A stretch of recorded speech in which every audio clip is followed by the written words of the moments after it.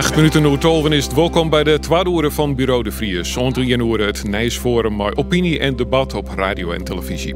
Oer dagenlang zwier vuurwerk, bronstifting en een grote bek in de Noorderhoek in Snits. Vroeger had je ook wel dat soort jeugd, dat heb je altijd gehad. En dan ging je daarmee praten, hè? Maar dat kan tegenwoordig niet. En ze schelden je echt waar helemaal tot aan de grond toe. Maar ik hoe de maximumsnelheid van 100 naar 130 op de Afsluitdijk. Goed idee of net? Ik vind het prima. Ik denk dat het een goed stuk is waar het verantwoord is. En een explosieve tweet van Wilders over Palestina-demonstraties in de stad van burgemeester Halsema. Als je als burgemeester dat toestaat, dan ben je wat mij betreft de knip voor de neus niet waard. Het zou volgens de relsje in Den Haag of onderdeel van een groter plan. Dat rijden forumleden. Ze zitten er klaar voor. Omroep Friesland. Bureau de Vries. Goedemiddag en welkom bij Bureau de Vries. Deze keer bepraat ik de actuele nijzaken van deze week met PvdA Tweede Kamerlid Haptemoe de Hoop, stedelid Joeke Bakker van de BBB in Friesland en Jan-Willem Tuninga, rietslid voor de FNP in de gemeente Ljouwert. Eerst maar een rondje eigen nijs. Haptemoe, ik begin maar met jou. Wat is jouw opvallend deze week? Nou, wij hebben deze week in de Tweede Kamer de begruttingsbehandeling van de infrastructuur en waterstaat. En dat is in je familie thema's en het gaat met name ik over vervier en verkeer en de luchtvaart. En daar gingen we een debat over de ledenlijnen met de staatssecretaris. En nou ja, je weet dat het iets is werd ik en GroenLinks, Partij van de Arbeid, erg ver binnen en werd ik me de alronde jaren voor inzetten. En nou is het zo bij de ledenlijnen dat er een potje van 3 miljard van reserveerd weer terug het vorige kabinet en ik dit kabinet van Noord-Nederland. En in het debat vregen de Kamer onder staatssecretaris van wij hebben gehad dat er te weinig yield is op dit moment voor die ledenlijn om het hele bedrag gelikt te doen. Ik denk dat een heel soort mensen dat ik begrepen. Maar wil je er wel verzorgen dat die 3 miljard die je daarvoor reserveerd had echt bestemd bleef voor de ledenlijnen en van Noord-Nederland. En toen, totaal is 3 miljard nodig, toch? Totaal wordt schatten dat het richting de 3 miljard gaat inderdaad. Ik ben er nog lang net. Maar wat zei de staatssecretaris? De staatssecretaris die wil maar één ding tas is en dat we zwaar wel dat het nou IPB vervierd gaat. Maar hij wil net tas is dat het potje beschermd loopt van de ledenlijnen. En dus dat is echt bushaltes gaan of het ken ik nooit. Het ken ik nooit de lijnen midden in het land, dus de Noord-Zuidlijn in Amsterdam. Het ken ik nooit de Betuwe-lijn. Het ken ik in het zuiden. En ik zeg net dat het daar net investeringen nooit IPB vervierd aan moeten. Maar Noord-Nederland heeft heel lang vochten voor die ledenlijn op de agenda en ik van yield. En dat nou weer onzeker is, dat vond ik toch wel heel erg schrikkelijk. Jan-Willem Tuninga, wat vind jij ervan? Ja, nou ja, aan de ene kant, wij hadden van de week hebben we het in een review behandelen. En ik kan me van de minister wel een liet beetje indenken vanzelf. Want ik heb begrepen dat er in november, december dan besluit vallen maat van als het 74% financierbaar is. En ja, dat is vanzelf nog lang net. Hè. Het zit nu op 3,4 miljard. Hè. En het hing het er vanzelf echt van, wat ik begrepen heb, had Brussel net de zekerheid krijgt dat Duitsland mooi, dat zal die subsidie daar echt vervallen. Dus de binnenhal wordt heken en eren om alles terug in te letten. Dus wat ik de baan een beetje vooruit speel, dan kan ik concluderen of vind je het eigenlijk helemaal net zo slim? Nou, wij als FNP hebben zo'n van, wij winnen absoluut net voor mooi de combinatie van Deltaplan. Dat gaan we vast eenmaal. En in al die huizen niet aan bouwen. Juist. En daarmee hebben we hem correct voelen met de BBB in de steden. En daarvan hebben we zo'n van clear. Als het ontoonbaar is dat het wat oplevert zelf van u Duitsland en wij als gemeente Ljouwert kunnen daar om mooi profiteren, dan ben wij voor. Maar er zijn natuurlijk meerdere varianten die nu nog in de omloop binnen. En als Ljouwert afkoppelen wordt en Duitsland doet net mooi, ja, dan hoeft de hele ledenlijnen net. Zit er zeker een gevaar in. De meesten vanuit de Ronestad, zeggen wij, die kennen natuurlijk hier goed keer per wennie. Dus als je de snelheid verhoort, en ik ben de snelle vanuit de Ronestad hierheen en de oren daar weer rond te werken in de Ronestad, hebben we zien wennis er niks van. We hebben het bouwen voor je eigen niet wennis. En als dat nou in combinatie gaat naar die Ronestad, zeggen wij nee. Joeke Bakker van de BBB hier in Friesland in de steden. Nee, trouwens in het forum, dus dadelijk hebben we het er nog wat langer over. Hoe denk jij hierover? Is dit exit Lelylijn? Ja, nee, dat weet ik eigenlijk nog niet. Er zit volle meer haken en ogen om als alleen nog wat je nou beneemt is. Hè? Het moet langs bestaande infra, het moet door de bebouwde gebieden, het veengraaide gebied, landbouwgroen is er mooi annex. Dus ja, er is een onderzoek nog gaande, wat Friesland ik aan mij betelt. Ja, wij willen eigenlijk eerst even weten wat komt eruit. Hè? Wat brengt het u? En wat kost het? Maar dan nog even naar het punt wat Haptemoe de Hoop inbrengt. Namelijk dat die staatssecretaris eigenlijk de financiering, dat lietse potje wat er is, dat die daar misschien ik wel oren denken van wel. Wil het tas zijn wie je on, ik zit maar even tussen scrapjes us. Ja. Vind je ervan? Nou ja, dat is eigenlijk best wel een ding natuurlijk. Maar jij geen keihard af. Nee, u ziet me voor 4 jaar in het noorden is ik nog net op water. Dus ja, ik kan me daar ergens wel een beetje in fine. Ja, dus Haptemoe de Hoop, je strijden er wel voor, maar ik vind hem aan deze kant van de tafel al. Ja, en ik begreep natuurlijk ik een aantal zwaarden die het meesten hebben over het IPB 4 nou, over de lelylijn en hoe het er dan uiteindelijk iets maar de wenningbouw. Maar daar wordt breed toen nooit toch. Dan is ik rond om dat plan nog verder in te vullen. En de binnenprovincie is inderdaad ik maar bezig wat mijn collega's ik zeggen. Maar tegelijkertijd die lelylijn die moet in 2050 komen. Er is echt nog een heel soort tijd. Maar er moet wel wat gebeuren. En als je die 3 miljard nou alweer op een knip zetten, dan weet ik wat er gebeurt. Dan bedoelt er uiteindelijk niks meer over van Noord-Nederland. En dat hebben we te vaak zien. En ik vind een betrouwbare oerhiet, moet ik zien beloftes nooit komen. En laten we wel in Noord-Nederland binnen beloftes te vaak ik net nooit kwam. Dus ik vind dat wel een zwaarlijke ontwikkeling. En ik zie in ieder geval er bovenop zitten om te zien wat gebeurt je nou.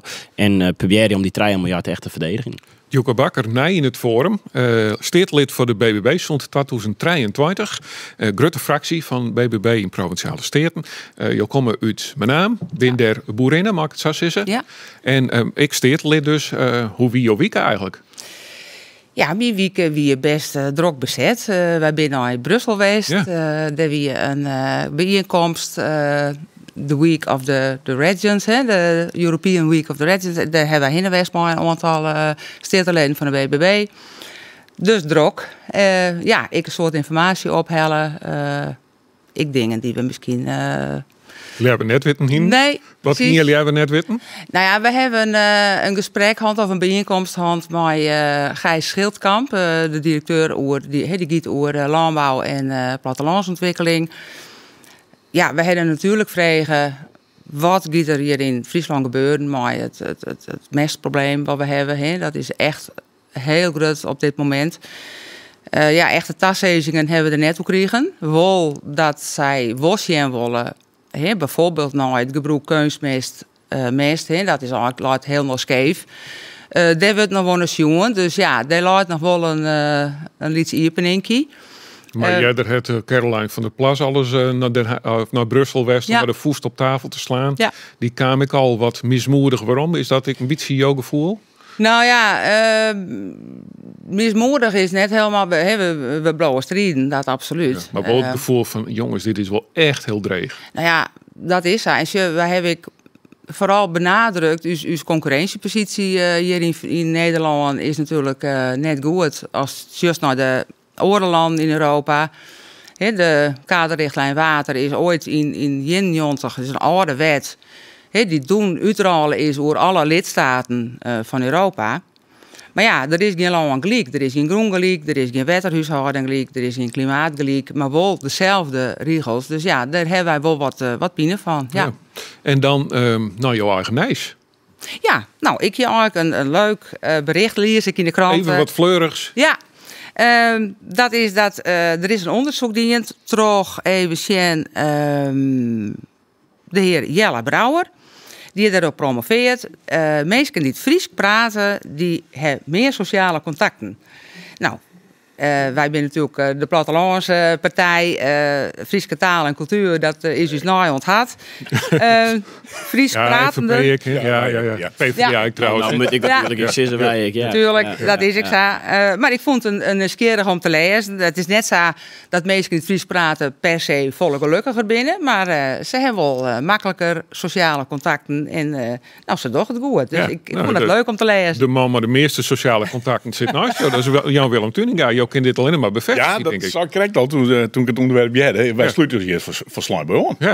Dit keer, wij kennen je wel niet vinden. Ja, en Haptemoe de Hoop, volgens mij ik. Want Johan Derksen heeft ooit nog bezacht om jou net Fries te maken. Maar je weet dus zelf hoe krachtig het is. Dus, dat het blikken die in ieder geval. Dus wat dat betreft zeker, absoluut. Ja. Jan Willem Tuninga, wat is jouw opvallen in het Nijs? Ja, nou...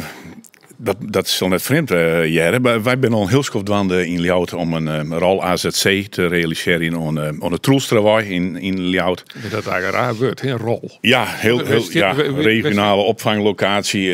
Dat hadden ze er nog een koppelen. Ja. Maar goed, en 18 juli het uw burgemeester Sibel Buma een brief stuurt naar beide ministeries, omdat die het signaal kregen hier van de Vleenbasis op Nij van jongens, dat alsjeblieft net, tenminste net mooi permanente bewenning.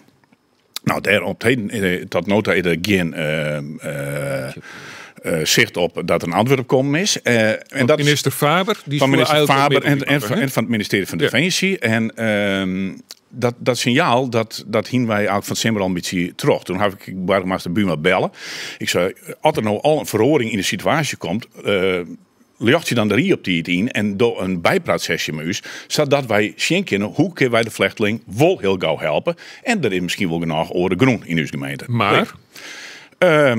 Burgemeester die zei het eigenlijk wel een beetje taart, dat ik middags een telefoontje kreeg, of een brief eerst letter, een telefoontje van de wethouder, ik meteen me hoor. En de wethouder zei, gaan we niet doen. Wij gaan eerst afwachten wat we krijgen. En dan gaan we een advies op Jan en dat brengen we naar de rie.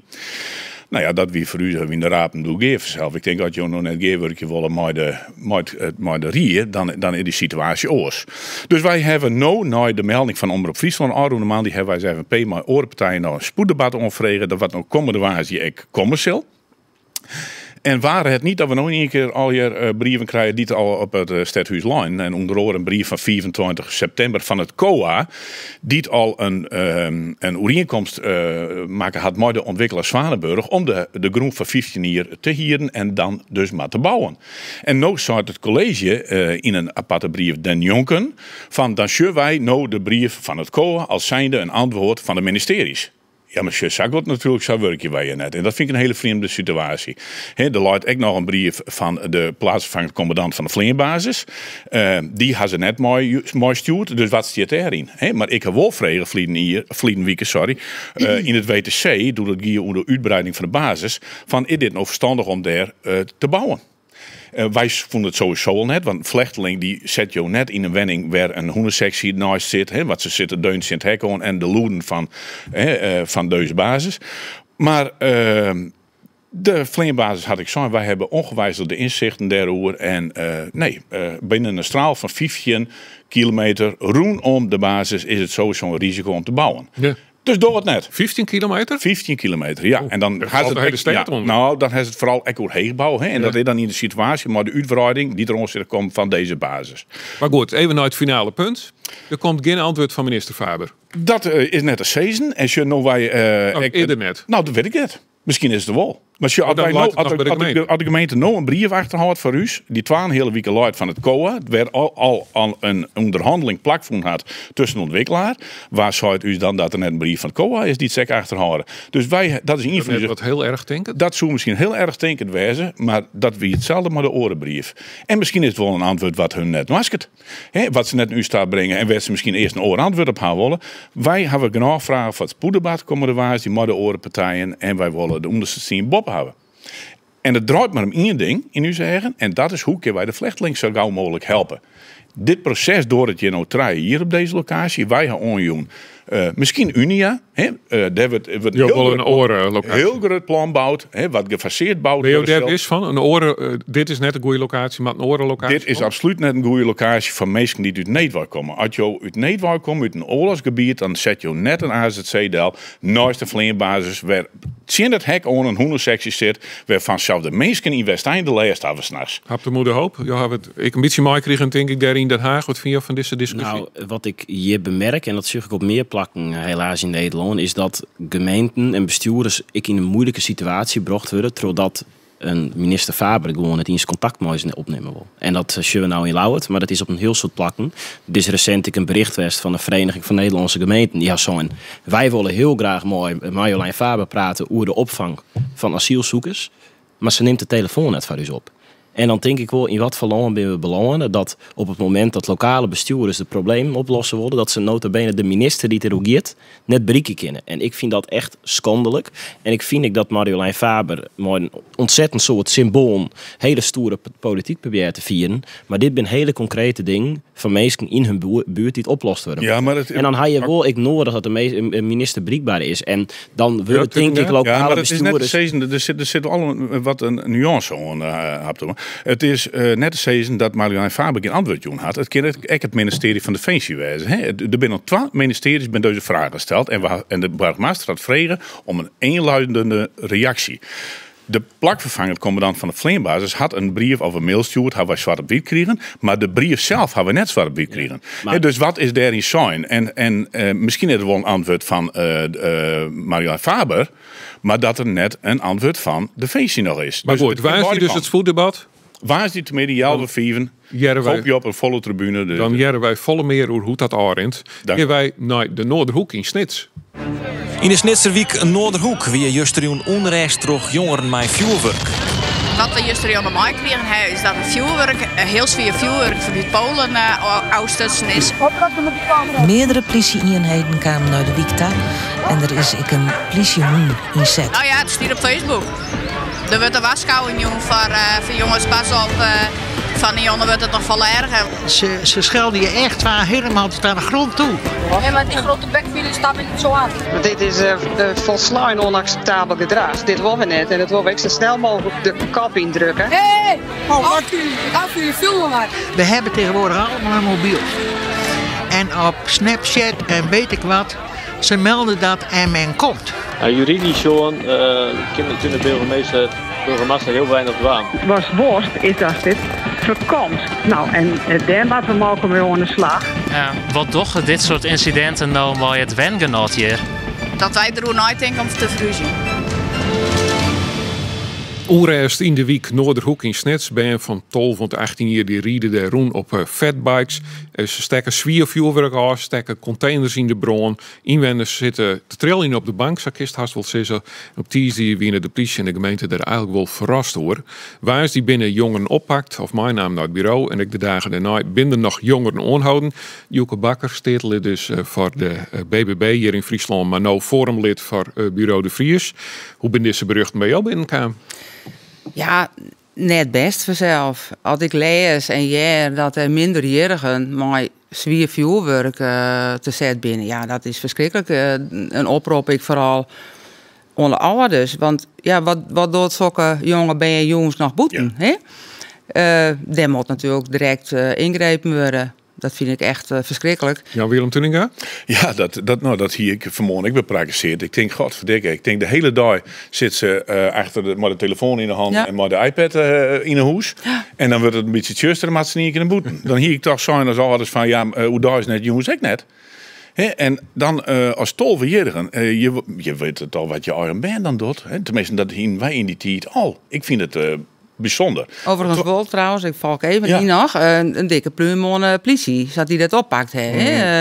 De tweede jongens, wie het al een stuk rustiger, ze wie een stuk, de politie en de handhaving wie een stukje eerder. De wenners wien eerst wel heel benauwd. Die zijn van de politie is er net. Nee, maar die in de bal. Zijn van de bronwacht door het net in te griepen. Nou, dat werd letter ontkend, want de werd letter zijn van de bronwacht wie net meer nodig, want de politie kon de bron wel blussen. Ja. Maar op de tweede jongen wie er eerder op anticipeert. Maar ja, de grote vraag is voor zelfs te moeten, hoop ik.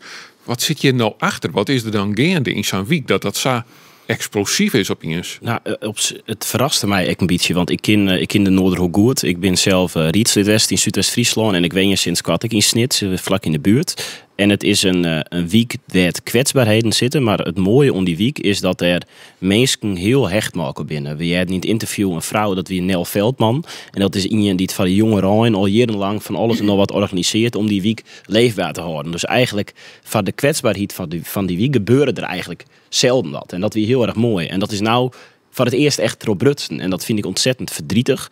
En ik vind het heel erg jammer inderdaad dat het zulke jonge jongens binnen het natuurlijk vooral die safvolle geweld, maar vuurwerk op deze plakken spuien, ze maken de stritten kapot, de boel ze wordt in de fik zetten.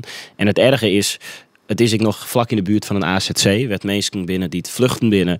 En een van de verhalen die ik in de kranten lezen, wie dat mensen trillend maar de benen in de jermen der lijn, omdat hij werd tochten om oorlog. En dat is wel echt iets verschrikkelijks. En ik hoop dat de lui die daar zo'n bende van maken, dat die zich niet alleen nog realiseren dat ze de stritten kapot maken, maar dat ze volle sociale, emotionele pine onrochtje. En ik vind inderdaad dat de politie, maar ik burgemeester Jan de Wietske de Vries heel goed handelen het al rond de dagen. Ik wil het even nog appellen. Er zit van mij twee dingen aan. Ten eerste, diezelfde vrouw van dat weekpanel, die zei, dat is Nel Veldman. Ja. Die zei van... Ja, ik koer vroeger altijd maar die jongens in gesprek. Ja. En nou, het taalgebruik, en de jaren dat ik een beetje in het fragment, dat ben jonkjes van Irestol die dat zin uitkomen als van, je weet niet wie je voor je hebt en jouw grote bek staat me niet aan. Ja. Waar komt dat wij? Ik ben bang dat sinds corona er een groep is van BN die het om de einde van de basisscholen ziet, het begin van de middelbare scholen, die het net naar boeten of net naar vreund daar kon gaan en werd een heel soort mentale en sociale problemen ontstaan binnen en die zich helaas op deze manier verschrikkelijk uiterje. Herken je hem dat? Ik leer dat voor het net. Want ik heb er ook gedacht en ik wil lezen. Maar dat is Trajelien. En die noodhoven binnen, wie doen 8 of 9 hier. En ik heb van de weekend een stuk op Omroep Fries van Jet, bij radio, over de jeugdjongewerker die in dat gebied zit. Daar hebben ze dan de jeugd zoals 2 jongen in een week iepen. En zelfs die man, hij zei, ik hier totaal net een signaal van waar gaat dit heen. Hij zei op een bepaald moment, wie gewoon één keer de hele jeugdsoos leeg en ze wie nooit voort. Ik had het door tegen die, ik ben er maar achterom gegaan en ik heb jongen van waar gaan zij heen. En dan dat vuurwerk erachterom. En dat vind ik wel heel zwaar. Ja, want hebben we ook nog even hoe de grote bek, maar zeggen. Ja. Joeke Bakker, hebben wij nog een tip op een of andere manier voor de burgemeester? Wat is dat? Ja, nou ja, ik lees dat de burgemeester toch dat het nog een uitvloeisel weer van de corona. Dus ik wat hap de moeder hoop suggereert. Ja, ik heb daar mijn twijfels bij. Het is puur een kwestie van normen en waarden. Hoe wil je thuis, wat krijg je van thuis uit mij? Dit ken ik natuurlijk echt niet. Maar dan zoen je wat maar die ouders moeten. Daar ben ik ouders op ons prutsen. Dan ben ik minderjarigen die mij naar het bureau nam binnen, die toch een ouders ophellen binnen, die ter ik op ons prutsen binnen. Daar laat natuurlijk wel de basis. Ik begreep van de burgemeester dat die ouders haar betieden ik kapot schrok. Ja, van wat ze ik om vuurwerk in de hoes hier eigenlijk. Ja, maar dat zie ik nou, en dat is heel nieuw, maar dit hier zie ik dat op volle Midwarpen. Bij Stiens, Jerk, zelfs ook daar, maar nou echt jongens door de week al vuurwerk halen. Ja. En dat wie was net. En hoe komen ze erom? Dus ik denk dat sowieso daar goed naar jongen worden, maar dat is levensgevaarlijk. Nou, wij hadden nog een goede oplossing. Hoe kun je dat hele zwier vuurwerk? Klopt mijn gevoel dat het heel iets verder wordt? Ja, ik weet het net. Ik weet wel, en dat zou ik nationaal maar in het gebied zit ik een bennenborkerij van Aliade, midden in het gebied. Daar ben al je besten en daar is dat vuurwerk ook. En nou doe ik er dan maar een oproep. Alsjeblieft jongens, denk ik ook niet besten. Het is net alleen dat je hem daar nou een hoop kabaal maakt en inwenders benauwen en het AZC wat slim genoeg is. Maar ik die besten, die hadden er nou al van te leiden. Nou, dit nou nog zacht terug in, maar tot on 1 januari is net best. Nou, heb de moeder hoop, daar besluit. Heb je nog een idee wat we dwang kunnen om dat hele zwieren vuurwerk? Nou, dat hele zwieren vuurwerk, dat we het natuurlijk vanuit het boetenlonen via websites ophellen. Maar ik denk dat één ding wat we nog net benoemen, ik heel erg belangrijk is, en dat is het afzicht op sociale media. Want het feit dat die BN alweer op eenzelfde moment ergens komen, dat gebeurt via TikTok, dat gebeurt via de Snapchat, via de Facebooks. Ja. We hebben daar 0 controle op die hele sociale media. En ik vind echt dat er handvatten komen met van de politie, van burgemeesters, zodat je dat ik beter in de gaten houden kan. En nou, burgemeesters dat net, hè? Die had net het volgen om vooral wat het was, dat er wat strafbaar is, kan de officier van justitie ingrijpen. Ja. Maar ja, het er staat van Sivimon weer even lekker bij elkaar komen in die week Noorderhoek. Ja, dan is het net strafbaar, maar els niet weet wat erachter zit. Zeker, maar als de ding expliciet te benamen worden, maar als je het alleen nogal in de gaten houden kan, dan ben je al een stuk verder. Want als je het beter omkomt, kun je als politie aan de voorkant misschien zichtbaarder wezen. Dat proberen ze nou overigens ik. Maar ik vind die component sociale media en dat beter in de gaten houden en reguleren ik heel erg belangrijk. Ja, en dan zit je eigenlijk maar een privacy aspect, want Ja, wat oerheden alles van u in de gaten houden. Dus ik ben net zo nog. Maar ik denk dat ik meer ouders dan zoals van nou, denk ik om wat je bent toch op social media? Nou, beide. Maar ik vind dat we Shem met de hoete oerhiet toch wel meer zicht krijgen op dingen die gebeuren op sociale media. Dus dan moet er meer volg voor komen bij de burgemeester op de gemeente. Dat vind ik echt. Ja. Ja. Komt er een wetsvoorstel voor? Nou, ik ben zelf geen wetvier op dit dossier. Nee, maar wordt er in de Kamer op praten? In de Kamer wordt er echt praten over meer regelgeving, sowieso op sociale media. Maar het is heel lastig. Ik werk je maar de Googles en de Twitters en de Elon Musk en de Facebook van de wereld. Dus het is echt heel lastig om dat varken te krijgen. Nou, sluiten we dit zo aan. Is het tijd om het gaspedaal eens even stevig in te drukken? Verschillende Friese instanties willen net dat de maximumsnelheid op de Oosterdijk Oedijs omheen gaat. Het lijkt mij wel handig. Voor mijn werk ben ik veel onderweg, dus ik denk dat 130 op sommige stukken best kan. Het gaat om dit traject van zo'n 24 kilometer tussen de Stevensluizen bij de Oever en de Lorenzluizen bij Kwarmertersoorn. Het is nooit bewezen geweest dat het voordelen oplevert om van 130 of 120 naar 100 te rijden. Zeker niet voor ons milieu. Het gaat dwars door een belangrijk natuurgebied, het IJsselmeer en het Waddengebied. Had veel eerder moeten gebeuren. Ik kom zelf uit Groningen en daar wordt ook een stuk snelweg 130 gemaakt. Ik vind het prima. Ik denk dat het een goed stuk is waar het verantwoord is. En ik kom hier niet zo heel vaak, maar het is heel goed te doen, denk ik. Ja, en 130, ja, dat betekent het gewoon dat de komers op een dierlijk ongeval volle malen grutten wordt. Wat maakt het nou eigenlijk uit? Het scheelt maar een paar minuten. Ja, de Oosterdijk die is in beeld. Krijgt dus nog een aantal oren plakken. Nog 4 trajecten in Nederland. Werd mogelijk weer 130 kilometer in de uren rijden we maar ik hoe daar. Want ja, jongens, maar dat al naar zon. Minister Barry Matleender van Infrastructuur en Wettersteer die liet dit onderzoekje. Ja, Willem Tuninga, ben je al wat van het gaspedaal? Nou ja, Willem Tuninga is net eens een autorieder, als ik heel eerlijk ben. Als ik 4 voet, maar dan let ik me liever rijden. Maar ik ga wel zijn van als je daar 130 door, dan moet je dat op meer dikken in Nederland bezien. De meeste moet weten waar zo'n tab binnen. Nou, in totaal ben je nog maar 4 van de gang. Hè? Juist. Ja. Maar dan zal er nog meer komen. Matten. Wij merken dat meer in verkeers, als je verkeersregels aanpassen. Ik maar fietsers, waar moet het wel, waar moet het net. En als je het te verwarrend maakt voor de meesten, werkt het net. Aan de andere kant zeg ik van ja, ze zijn ook al heel lang al gewend on de wat langzamere snelheid. Dus maak je het nou al wegverhoren. Maar ik zou er gewoon heel goed naar zien. Doe dan uniform en je nou meerdere zaken en maak je in een algemene regel dat de mensen weten wat zo'n tab binnen. Ja, dus dit is net een goed idee. Net alleen dan de Oosterdijk. Dan moet er meer, of je moet alles, of je moet niet. Ik zie dat hetzelfde met de 60 en de 80 kilometer dieken. Vanmorgen ik werd, dan ried ik hierheen en dan zie ik op het dik Stienslihout, ried er 61. Ja, dat had een skofke, had het even een beetje zo west.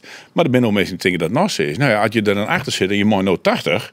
Ja, dan is dat frustratie. Ja. Helemaal dat je heel graag naar Omroep Friesland. Nou, dat helemaal. Want ik denk op die voor de koffie wees. Ja. Dus, maar goed, ik denk, ja, dat is al best iets. En dan gaat dit even in je holle, waar we dan over praten. Ik denk, ja, dan moet je echt wel de regel uniform maken. Ja, Joke Bakker, ben jij wel wat van de haastigheid?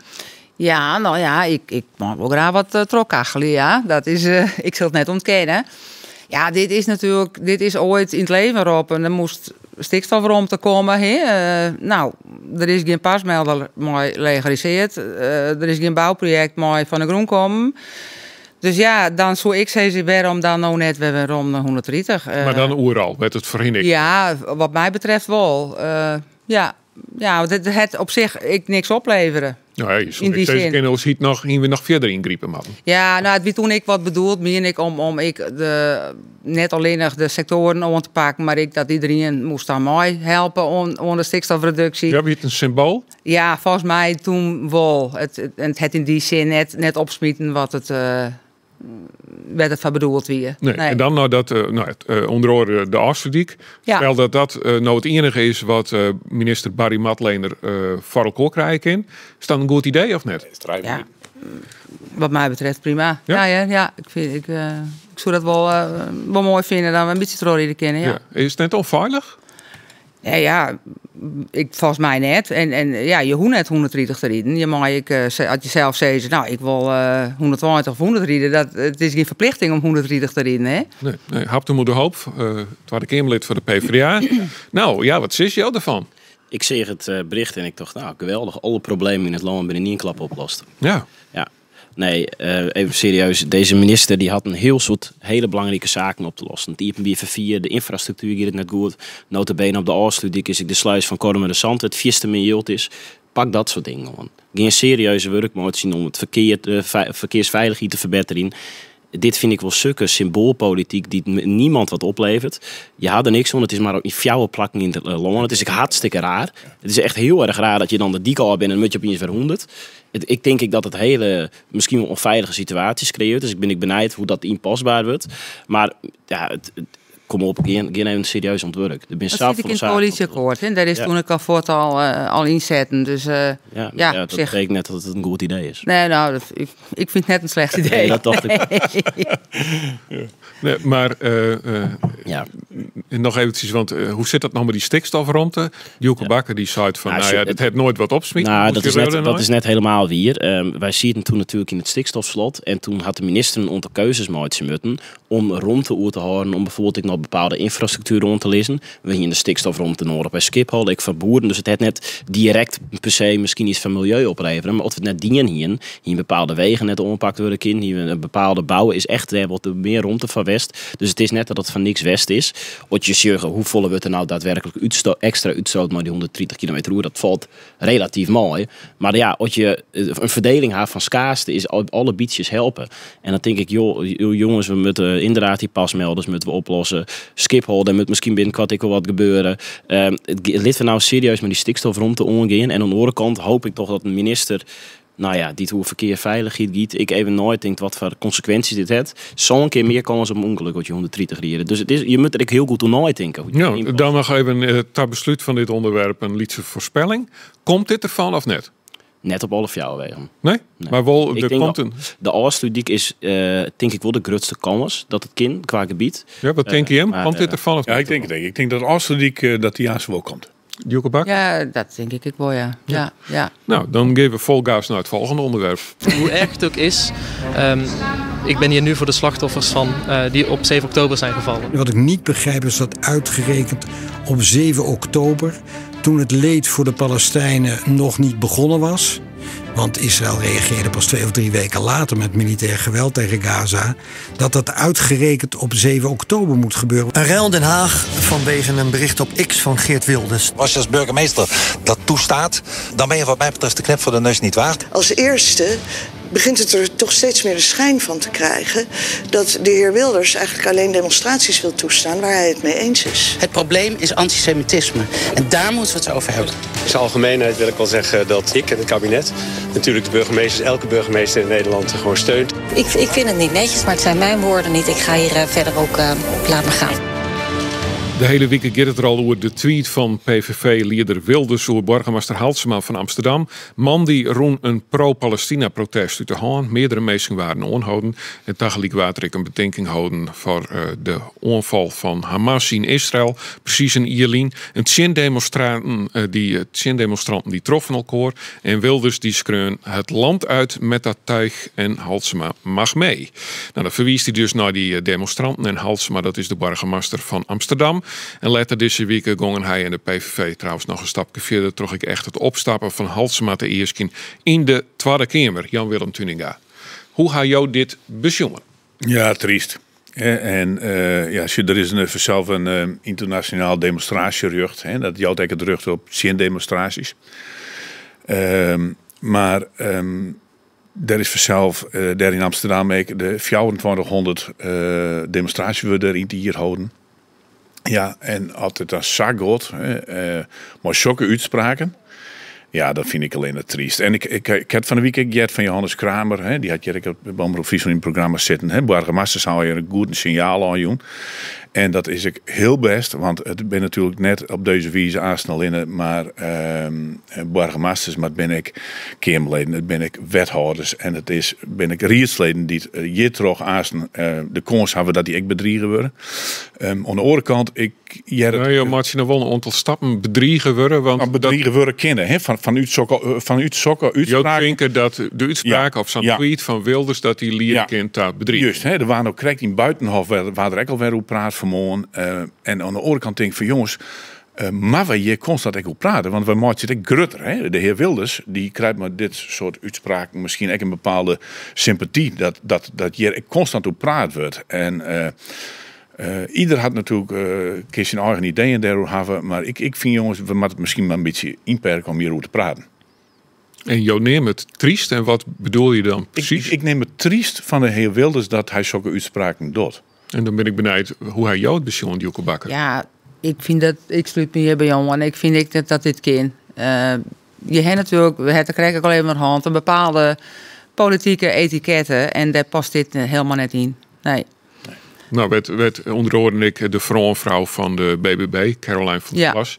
Die had er ook op reageerd. Die kwam eigenlijk van de andere kant. En die zei van we moeten opstaan in antisemitisme. Dat is, ik vind uw Joodse mierskip, dat is gewoon onderdeel van uw inwoners van Nederland. Die hebben wij te beschermen. Dat ben ik helemaal herinnerd, ja.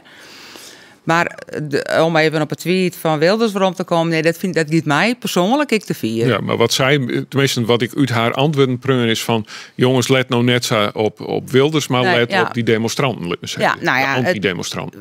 Achterna hier dat misschien ik oorskin, ja, dat denk ik. Nou kwamen ze kort in en ging het verkeerd. En dat hier misschien net hoeden. Want vind je dan dat Halsema verkeerd handelen heeft?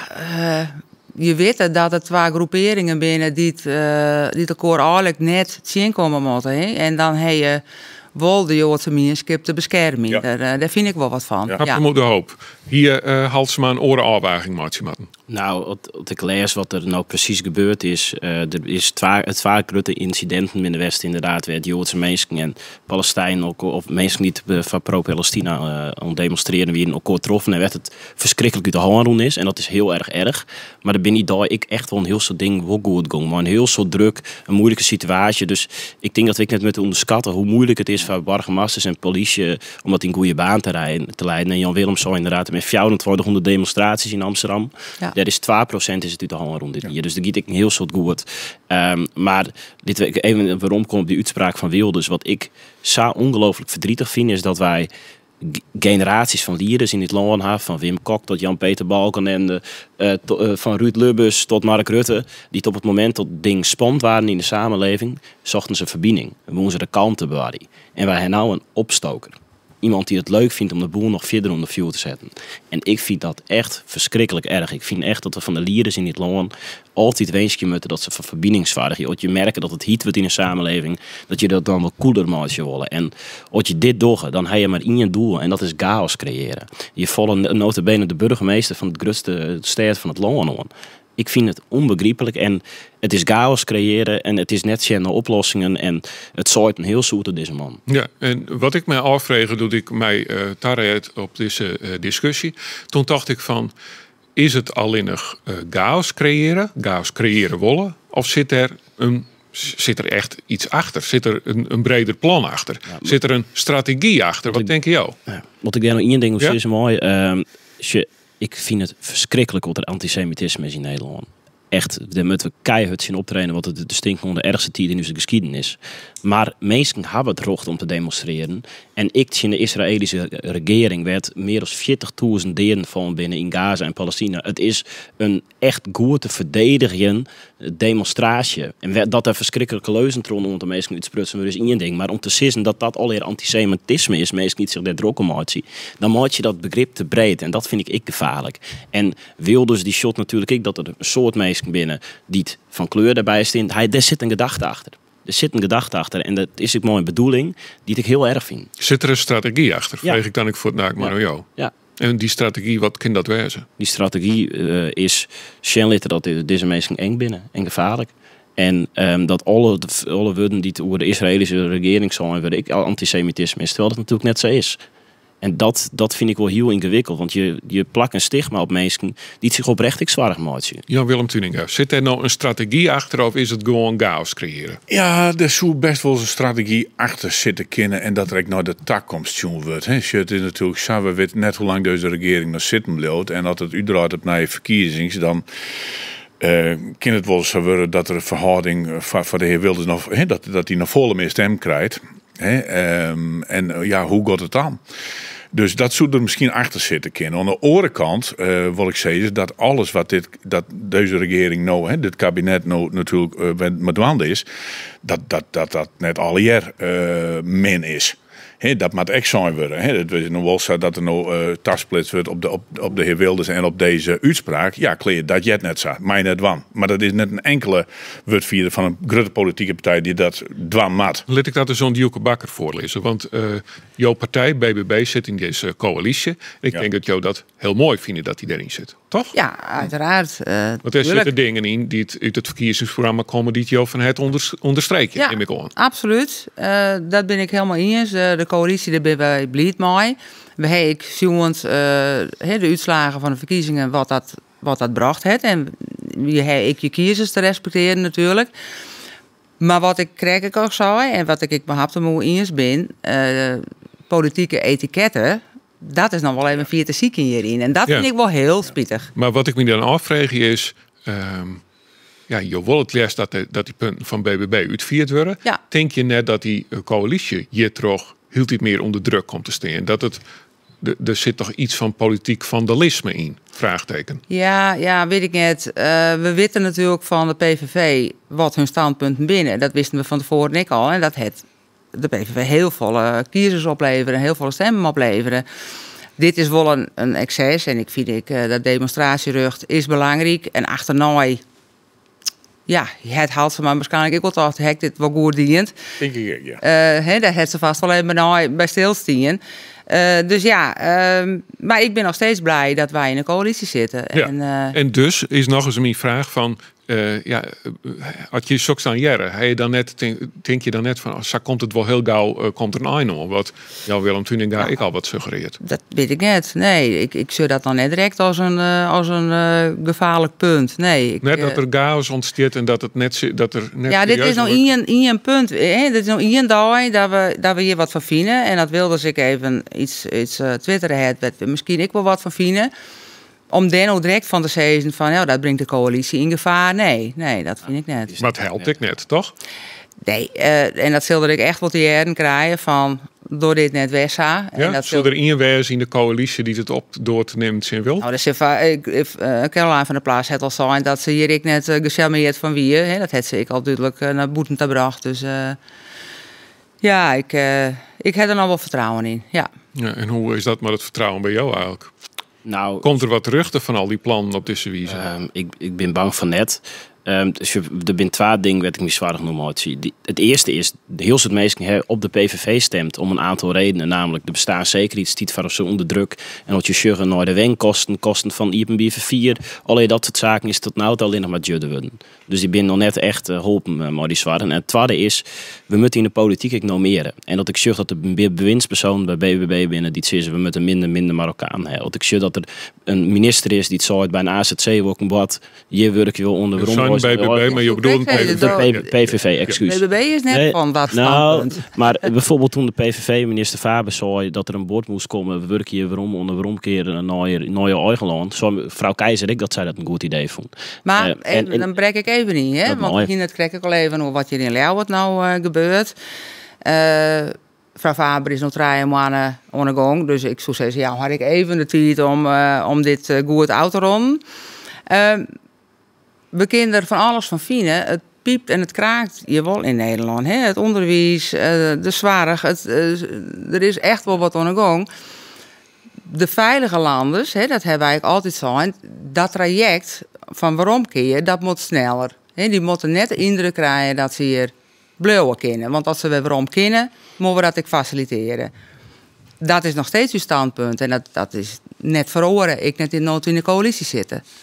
Nee, maar mijn probleem op dit moment, en dat zag ik toch meer bij de BBB dan bijvoorbeeld bij VVD en NSC, dat er weinig normeerd wordt. Mooie uitspraken van Wilders. Dat op het moment dat Faber dit idee had, dat Mona Keizer was soort. Nou, ik vind ik net zo'n raar idee. En ik merk het ongemak bij de VVD en de NSC wel. En ik vind ik zelfs te min bij de BBB. En ik vind echt dat de partij wel een beetje aan het opskomen is richting de PVV. En daar te weinig een streep lukt. En daar moet ik me oprecht wel zwaar op reageren. Vind je dat? Ja, nou wat ik kreeg zei, wij hebben nooit zijn dat we het hier net bij uw standpunt het altijd west van dat wij echt voor zien moeten naar hoe kunnen we hier goede vormen aan. En dan gaat het vooral om de mensen die denken dat ze hier blauwe kennen. Die krijgen ik de indruk dat ze hier blauwe kennen.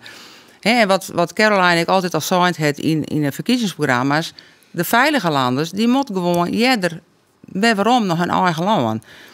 En dat is nog steeds wat wij vaststellen. Daar is niks in verloren. Ja, ik net nou de PVV, maar u is in de coalitie. Dan ben je moet besturen, gaan daar alsjeblieft naar de gang. Ja. En dat zorg ik op dit moment net bij het kabinet. En dat vind ik heel jammer. Maar dat is nou in Leeuwen dus ik. Er is verwarring. Nou ja, het is een gemeentepolitiek werd even... uiteindelijk heeft er niks aan, hoor. Het is, nee, maar dat is voor gelijk, hè? Want we zitten natuurlijk nu op een uitspraak van twee ministeries te wachten, hè? Want dat is nog al rond de 3 maanden, zolang zij ik ontwerk binnen. Maar we zijn al 3 jaar dwanden om daar een rol aan het CDL te zetten. Dus de knoop te hakken van de mensen die ervoor verantwoordelijk winnen, zegt ik net. Dus het is nou net alleen dat we nou alleen de schuld bij deze ministeries nou op dit moment al lezen kennen. Dat wiel je er zijn en daar is ik niet goed aan werken. Dus het probleem is groter dan aan nou van de laatste tijd. Ik hoor dingen verwieten. Dat heeft hier ik helemaal geen zin. He? Je moet eigenlijk zien en ik in de gemeente van is er draagvlak, is er onder het bewonersdraagvlak. Daar gaat het natuurlijk om. Jouw harde vertrouwen in elk geval. Ja, daar heb ik niet reden om daar net vertrouwen in te hebben. Het is alweer hartstikke in je oren. We vlingen het door de onderwerpen heen. Het komt omdat we weer 130 maaien, denk ik, op de Oosterliek. Nog 1 punt wil ik aan je maar voorlezen. De actie van Giro 445 die er aan zit te komen. Daar is nou argwage oer, want net alle omroepen willen meedoen. Want ja, het is een sapolariseerd onderwerp tussen de omroepen. De Giro 445 acties zo wijzen voor yield voor het midden-eersten. Wat vind je ervan, Hap de Moederhoop? Nou ja, volgens mij zijn er heel vaak gerichte acties van Giro 555 en Litterwolwijze, je bent ontzettend volle slachtoffers van. Dus ik snap net waarom het politiek wordt. Nee. Jou de gewonnen? Ik weet nog net direct van plan, moet ik eerlijk bekennen. Maar misschien net zo'n raar idee. Maar je liet je net zin houden terug het idee dat het misschien verkeerd terug te komt. Of in Israël omdat je er kritisch op binnen. Of in Palestina omdat je er kritisch op binnen. Ik vind dit gaat over burgers, slachtoffers. En dat ze aan de ene kant of aan de andere kant vallen. Dat is voor mij even erg. Jan-Willem Tuninga? Ja, nee, hij had de gelijk. En als je dit politiek maakt, in de omroepen maakt je dit politiek. Ik ben benauwd dat hun publiek dat net juist, nou, dan ben ik van teken dat als het publiek die zwartemat op het Giro-nummer in twijfel gebracht wordt en dat niet meer doet. En dan ga je er nog volle meer mensen moeten pakken. Ja, ik ben helemaal eens. Er zijn slachtoffers aan beide kanten. Ja. En het gaat om mensen. Dat is het enige wat hierin telt. En dit moet je helemaal net politiek maken. Dus gewoon Jan. Ja, absoluut. Ja. Dan, dank u wel voor de bijdrage. Dit wie het Nijsforum van Joert. Maar PvdA, Tweede Kamerlid Hap de Moederhoop. Dank voor de komst. Steertlid, mooie primeur. Mooie eerste keer Joeke Bakker van de BBB in Friesland. En Jan-Willem Tuninga, rietslid van de FNP in Ljouts.